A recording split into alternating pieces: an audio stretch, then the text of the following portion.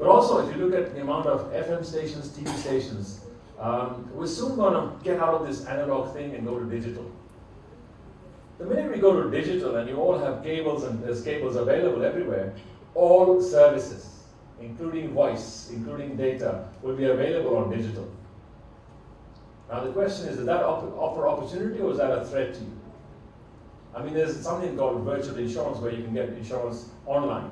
And you can get it online, done, paid for, and have a credit card system. I think this is really possible, and I think your information media is probably going to be the FM stations, TV stations that are coming in. And there's plenty more digital stations that are going to come up. And digital allows you to do whatever you want to do across the board. I'm just saying there's a lot of opportunity that's there. And I think going digital, we used to do this in the insurance industry, it's one-to-one selling, it's face-to-face. Now we've got FaceTime. Online you can go FaceTime, you can go to Facebook or whatever, and really get stuff done. So there's going to be a complete new method of delivery of these services. Again, the declining industry in that area is probably the postal area. How many of you have written handwritten letters to your customers in the last 1 year? No one. It's either a phone call, SMS, or a digital transfer scan or whatever. But ultimately, the postal service, we go to the snail mail, is going away. And that's going to decline. But new emergence of new industries using e-commerce and possibly them providing online services as post offices. That's going to be a new thing coming up. But therefore, I think that's one sector. The second sector, which you may have not noticed, which is goes unnoticed, is a lot of the tourism sector. The tourism sector has gone up again. And I think last year was important because we had this new, but we had elections last year. And we had a complete new form of governance system that's coming into this country. And a lot of you may be reading the headlines these days and saying, oh, we've been in trouble with governors and senators and whatever. But stop reading the headlines. With due respect to the media, I think don't read the headlines. Look beyond it and say, where is the opportunity in this?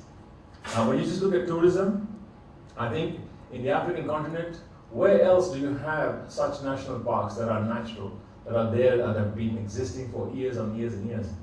And I think we have some of the best national parks, some of the best areas where we can actually get a lot of nature-friendly tourism coming through. That's been happening. I think Kenya's tourism potential has increased. I think when you look at it from last year, just by having peaceful elections. I know we did that at KEPSA, we did the Kenya Daima project, and I was actually hoping that the insurance companies would really, pitch in there and say, let's make it happen. But we did it, and I think a lot of corporates did help with that one. But just making that elections peaceful. Count what profits you made as an insurance industry. Because I think the fear was there. People had put on premiums and said, look, we see a risk. Everybody saw the risk. Diplomats, everyone, World Bank, everybody was saying big risks. And with that risk being de-risked, I'm sure your risk insurance premiums went up high. Now I was told there was $1 billion of profit made by the insurance company. I think that's probably give back time for doing things going forward. Does it mean that Kenya Daima should be dead? I think it should be alive because we need to make sure that even in the next 4 years we'll have elections again. Can we ensure that this sustains, and also have something that we can reduce the whole thing about tribalism here? That's another opportunity for you to invest in terms of your SRC, and I'm not saying CSR here, please. CSR means cosmetic social responsibility. You can do this as socially responsible corporates and say, here, let's do something and let's give back so that we actually maintain peacefulness here.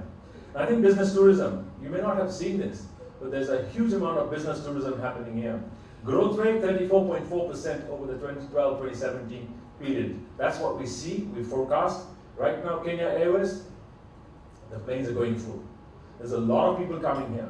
Every week now we have 3 or 4 delegations coming from France, last week were Germans, before that was the Americans. They're all coming here to say, what do we do here? Again, conferences and meetings. That's become a big thing, that's rising a lot. The new one that's coming is low-cost carriers. Just starting off, I think, Jumbo Jet's coming up, there's a few more planning to come up. That's going to increase the flight connections across Kenya, across East Africa. And when I say Kenya now, and I'm looking at Kenya, I think you've got to look at your markets as East Africa. I would encourage all of you because we are opening up. I also chair the East African Business Council. I can tell you, in the last discussion we had in 3 weeks ago, it was about can we open up services, which means Free trade in goods has already happened. That's the customs union. The next stage now, in the next 1 or 2 years, is opening up free trade in services. Now, you are in the service industry, and I know that you've got some country restrictions or whatever right now because of regulators in Kenya, but East Africa-wide, we need to harmonize that, and that's the opportunity. Now, today you're addressing 42 million people in Kenya. It's 40 or 42 million, whatever the head count is. But then you're addressing 130 million people in East Africa. And you got the same, you can do the same administration, same company, same thing operating from here, just call it more of East Africa and operate in that area. That is opportunity. I could show you a graph on my computer where it actually shows that Nigeria is the fastest growing currently. But East Africa will be bigger than Nigeria pretty soon, in a lot of respects.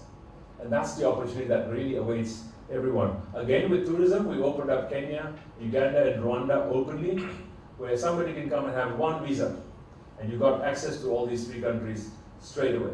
We've also opened up free passing because you take your ID card now, if you're a Kenyan. Take your ID card and go across, you don't even need a passport in Kenya, Uganda, and Rwanda. And that's happened already.